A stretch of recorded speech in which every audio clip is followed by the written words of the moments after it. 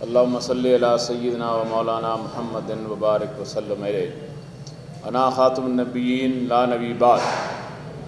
رخ مصطفیٰ ہے وہ آئینہ، کیا ایسا دوسرا آئینہ، نہ ہماری بزم خیال میں نہ دکان آئینہ ساز۔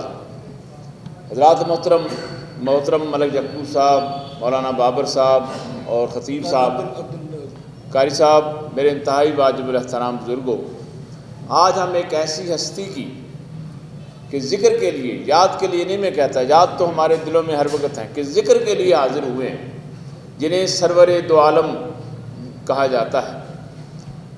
یہ ایک چیز سوچنے کی ہے کہ ایک لیڈر مسلمانوں کا، لیکن دنیا کی دو عالم کا لیڈر کہا جاتا ہے۔ لیڈر تو دنیا میں بہت پیدا ہوئے، افریقہ کا نیلسن منڈیلا بھی پیدا ہوا، اس نے اپنی قوم کے لیے بہت کچھ کیا۔ امام خمینی صاحب بھی پیدا ہوئے، ایران کے لیے بہت کچھ کیا۔ کہیں لاطینی افریقہ میں لوگ پیدا ہوئے، کہیں کمال اتاترک پیدا ہوئے۔ قائد اعظم رحمۃ اللہ علیہ کا بھی ہم بڑا احترام، جنہوں نے ہمیں پاکستان لے کر دیا اور ایک ملک ہمیں ہندوؤں سے آزاد کرا دیا۔ یہ کیا بات ہے کہ ایسی ہستی جو عرب کے صحرا میں پیدا ہو اور دنیا کا لیڈر بن جائے، سرور دو عالم کہلائے، رحمت للعالمین کہلائے، خاتم النبیین کہلائے۔ میرے بھائیوں، آپ کی لیڈرشپ، آپ کی قیادت زمان و مکان سے آزاد ہے۔ آپ کی قیادت حدود و قیود سے آزاد تھی۔ آپ کی لیڈرشپ نہ عرب کے لیے تھی صرف، آپ کی قیادت میں فارس سے آنے والے بھی آپ کے غلام بنے، یمن کا ویس کرنے بھی آپ کا غلام بنا، ایران سے آنے والے لوگ بھی آپ کے غلام بنے، افریقہ سے آنے والے لوگ بھی آپ کے غلام بنے۔ آپ کا پیغام ہمارے اس ایشیا میں بھی پہنچا، آپ کا پیغام چائنا میں بھی پہنچا، یورپ میں بھی پہنچا۔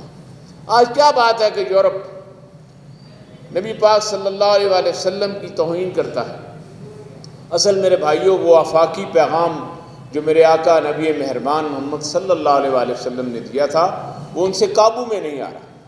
آج تاریخ اٹھا کر دیکھیں، 9/11 کے بعد 20,000 لوگ ہر سال مسلمان ہوتے ہیں امریکہ میں۔ کس کا پیغام پڑھ کر مسلمان ہوتے ہیں؟ نبی مہربان حضرت محمد صلی اللہ علیہ وآلہ وسلم کا۔ فرانس، جہاں پر آج یہ وہاں کی حکومت آپ کی توہین کرنے پہ تلی ہوئی ہے، وہاں اس وقت یورپ میں سب سے زیادہ لوگ سالانہ مسلمان ہو رہے ہیں۔ 5,000 سے زیادہ لوگ وہاں مسلمان ہو رہے ہیں۔ وہاں کے گرجے بند ہو چکے ہیں۔ میں نے خود اپنی آنکھوں سے امریکہ میں گرجے بکتے ہوئے دیکھے ہیں، یورپ میں گرجے بکتے ہوئے دیکھے ہیں، اور ان کے خود جو پادری وہ حیران و پریشان ہیں۔ میرے بھائیوں، اس لیے کہ نبی مہربان حضرت محمد صلی اللہ علیہ وآلہ وسلم کا نظام آفاقی تھا۔ اگر یہ محدود ہوتا، صرف عرب کے لیے ہوتا اور آپ کا ایک چند لوگوں کے لیے ہوتا، تو آج اس ایشیا میں بیٹھے ہوئے نہ میں مسلمان ہوتا، نہ آپ مسلمان ہوتے، نہ افریقہ کے دور جنگلوں میں کوئی فرد مسلمان ہوتا، نہ ہی کہیں افغانستان کی چٹانوں میں کوئی فرد مسلمان ہوتا۔ میرے بھائیوں، اس لیے نبی مہربان صلی اللہ علیہ وسلم نے، پھر آپ نے جو نظام دیا، آپ نے کہا کہ انسانیت اس دنیا کے نظام کا ایک جز ہے، اس لیے آپ نے کہا یہ وہی نظام ہوگا جس دنیا کو چلانے کے لیے اللہ نے دیا ہے۔ یہ اللہ کا دیا ہوا نظام دیکھ لیں آپ، ایک وقت پہ سورج نکلتا ہے، ایک وقت پہ چاند نکلتا ہے، ماہ و سال گزرتے ہیں، ہوائیں چلتی ہیں، بارشیں ہوتی ہیں، کبھی اس نظام میں خلل نہیں پڑا کہ ایک رب اس کے اوپر بیٹھا ہے، ایک رب اس کے اوپر بیٹھا ہے، اور اسی رب نے نبی مہربان حضرت محمد صلی اللہ علیہ وسلم کو اس دنیا میں مبعوث فرمایا۔ اس لیے میرے بھائیوں کہ آپ کا وہ پیغام جب پہنچا دونوں لوگوں تک اور دنیا کے دلوں کو جب گرمایا، دلوں کو، ہم تو سچی سی بات بتاؤں، میں اور آپ تو وراثتی مسلمان ہیں، کہ ہمارے والد مسلمان تھے، ہماری والدہ مسلمان تھیں، اللہ نے ہمیں یہ کلمہ پڑھا دیا، ہمیں اس برکت سے نصیب فرما دیا۔ کبھی ان لوگوں سے پوچھیں جا کر جو نو مسلم ہیں، جو نبی پاک صلی اللہ علیہ وسلم کی سیرت پڑھ کر، آپ کے اخلاق پڑھ کر، آپ نے کس چیز پہ زیادہ زور دیا ہے؟ آپ نے اتنا، ٹھیک ہے عربی زبان کی ایک اہمیت ہے، آپ نے سب سے زیادہ زور اخلاقیات پہ دیا ہے، آپ نے سب سے زیادہ زور اپنے پڑوسی کے حقوق پر دیا ہے، آپ نے کاروبار کے اندر بتایا کہ سب سے زیادہ، یعنی قیامت کے روز یہ کاروباری شخص، تاجر، شہداء کے ساتھ یوں اٹھائے جائیں گے جو ایماندارانہ تجارت کرے گا۔ آپ نے ماں باپ کے حقوق ہمیں بتائے، یہ یعنی حدود و قیود سے آزاد ہیں. ماں باپ کے حقوق، ایماندارانہ تجارت، معیشت اچھی، یہ سب پوری دنیا کے لیے. کسی فرد دیکھیں آپ، ہم کہتے ہیں جی یورپ میں تاجر بڑا ایماندار ہے، تاجر بہت کامیاب ہے. میرے بھائیوں، اگر میں سچی سی بات کہوں، اس نے نبی پاک صلی اللہ علیہ وسلم کی سیرت اپنائی ہے. اس نے کلمہ نہیں پڑھا لیکن یہ سیرت اپنائی ہے کہ میں نے ایماندارانہ تجارت کرنی ہے. آج بھی ناروے اور ڈنمارک میں وہ عمر لا کے نام سے بچوں کے حقوق محفوظ ہیں جو حضرت عمر فاروق رضی اللہ تعالیٰ عنہ نے دیے تھے. جب ایک ماں اپنے بچے کا دودھ چھڑوا رہی تھی اور آپ وہاں سے گزرے تو انہوں نے کہا بچہ رو کیوں رہا ہے؟ انہوں نے کہا آپ کا حکم ہے خلیفہ وقت کہ بچہ اتنی عمر تک پہنچے گا اور دودھ اس کا چھوڑے گا تب اس کو جو ماہانہ وظیفہ ملے گا، اس لیے میں اس کا دودھ چھڑوا رہی ہوں.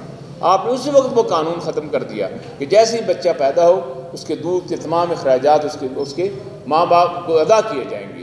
آج ناروے اور ڈنمارک میں اس کو وہ عمر لا کے نام سے پہچانا جاتا ہے. لیکن میرے بھائیوں، مجھے بات جی کہہ لینے دیجیے کہ ہم کہاں کھڑے ہیں. میرا دعویٰ بھی ہے کل 12 ربیع الاول ہوگا، پورے شہر کے اندر جھنڈیاں لگیں گی، پورے شہر کے اندر نعتیں پڑھی جائیں گی. اور میں آج آپ سے کہتا ہوں کل آپ سروے کر لیجیے، نماز کے وقت ہماری مسجدیں خالی ہوں گی. فجر وقت مؤذن حی علی الصلاۃ حی علی الصلاۃ کی آواز لگا رہا ہوگا، مؤذن یہ کہہ رہا ہوگا الصلاۃ خیر من النوم، لیکن میں خواب خرگوش کے مزے لے رہا ہوں گا. میں کہاں سے محمد عربی کی دعوت کی محبت کا دعوے دار ہوں؟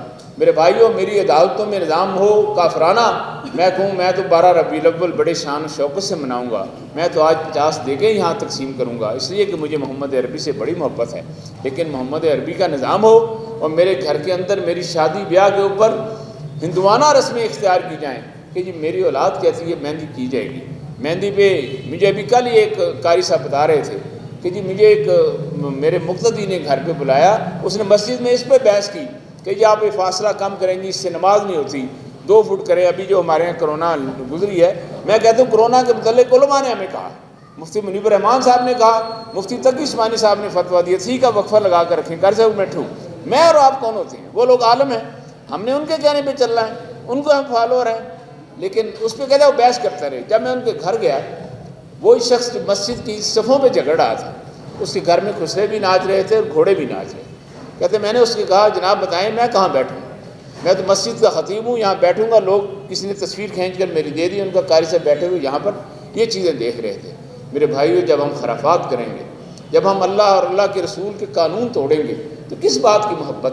یا محبت ایک ہی دن کے لیے ہے، کل 12 ربیع الاول آئے اور گزر جائے، ہم کہیں جناب ہم نے تو بڑی نعتیں پڑھی ہیں، نعتیں سنی ہیں. میرے بھائیوں، ابھی جیسے میرے محترم فرما رہے تھے کہ ہم اللہ سے عہد کریں، 12 ربیع الاول کو یہ اللہ سے عہد کریں کہ اللہ ہم تیرے نبی کے احکامات کو مانیں گے ہی نہیں، نافذ کریں گے، ہم اس کے لیے جد و جہد کریں گے. میرے بھائیوں، اگر ہم نے اس کو جد و جہد کامیابی کی، اگر ہم نے اس کے لیے اللہ کی رضا کے لیے، دیکھیں ہم بات اس کے مکلف نہیں ہیں کہ یہاں کب میرے محمد کا نظام آتا ہے. میں اس بات کا مکلف ہوں، میں نے جد و جہد کتنی کی ہے، میں نے کتنا لوگ اس کے لیے میں جد و جہد کا مکلف ہوں، میں لوگوں کے دروازے کھٹکھٹانے کا مکلف ہوں.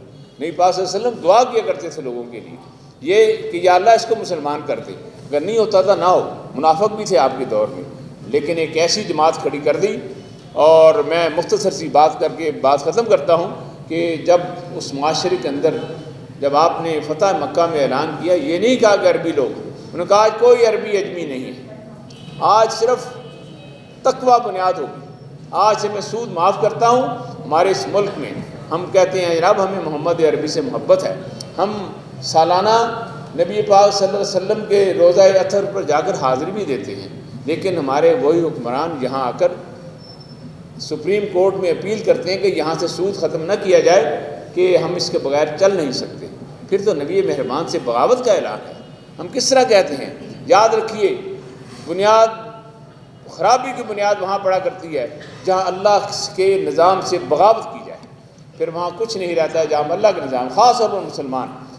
اور میں علامہ اقبال رحمۃ اللہ علیہ کے اس شعر پر بات ختم کرتا ہوں کہ انہوں نے یہ کیوں کہا کہ محمد سے وفا تو نے تو ہم تیرے ہیں، یہ جہاں چیز سے کیا لوح قلم تیرے ہیں. آپ نے کہا تم محمد سے وفا کر کے دکھاؤ، تم دنیا مانگتے ہو، ہم تو تمہاری تقدیر لکھنے والی کتاب اور قلم تمہارے حوالے کر دیں گے، کیا ہو اپنی تقدیر تم خود لکھو، لیکن اس کا معیار کیا ہوگا؟ محمد عربی سے وفا.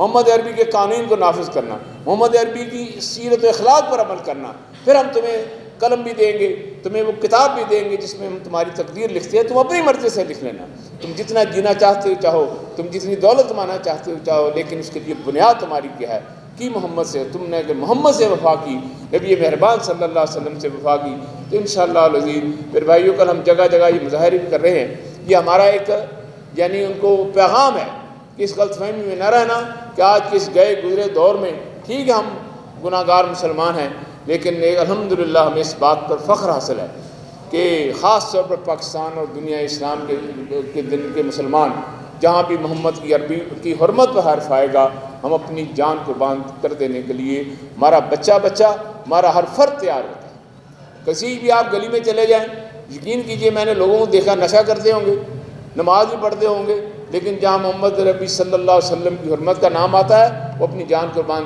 کر دینے کے لیے کھڑے ہوتے ہیں وہاں پر، ہر فرد خواہ نمازی ہے نہیں نمازی ہے، اور یہ انشاءاللہ العزیز یہی چیزیں ہمارے اس ملک میں بھی انقلاب لائیں گی، دنیا کے اندر بھی انقلاب لائیں گی۔ وآخر دعوانا الحمدللہ رب العالمین۔